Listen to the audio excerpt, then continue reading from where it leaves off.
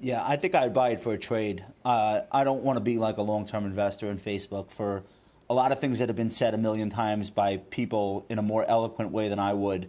But just listening to the last conference call, I think Mark Mahaney wanted to know about like what steps they're taking toward ESG. I spit coffee I was on the LIRR listening to that the next morning, and I couldn't believe how hilarious. This is a company that basically is like destabilizing governments on 5 continents, and we want to know if they're ESG. Listen, this company will never, from a moral perspective, I think, ever truly be looked at the way other large cap technology companies have been in the past. It's just a trickier landscape. Their whole business is getting people's attention and keeping it. And nothing gets people's attention easier than controversial content or getting people on the other side of an argument than like their dentist, and just keeping that cycle of anger and rage going. I don't think that they want that to be the truth. I'm just telling you that is how social media works. So forget about the morality. What we're talking about on the show mostly is about making money, because we could all look at other stocks and say, oh, that's not good for humanity. Forget about all that stuff. I do think I'm going to get a shot at this thing under 200. I do think at a certain point it will be oversold and might make for a good trade.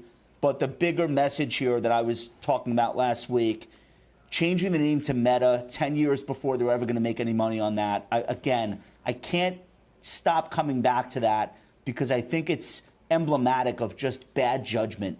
So I think this is a phenomenal business from a profitability standpoint, like Facebook, Instagram, WhatsApp. I just think they made a really big mistake, and I don't know that the shareholders, that confusion hanging over the stock, will ever fully dissipate, at least not in the near term. John? So I would think about Facebook tactically. Okay. John, you're as tactical as anybody has ever been in the market. Is that how you're thinking about it? Yeah, I would trade this one too, Scott. Josh brings up the good point that, you've got morality and you're weighing that against making money.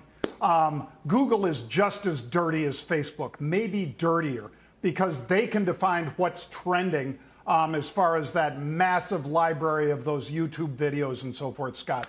So, I mean, if I want to put, that morality hat on rather than my hat that says I'm going to make money for me and my family, and hopefully for folks that end up deciding that they'd like to follow along with trades that we do, I am trying to make money on this one because I think, as Josh says, it is likely to test down into the low 200s. At that point, I think it will be a buy. You remember, Scott, when Microsoft or when IBM actually was going to change its name to Internet Business Machines in approximately 2000, they flirted with that idea, but luckily they said, no, let's not do that. That's dumb.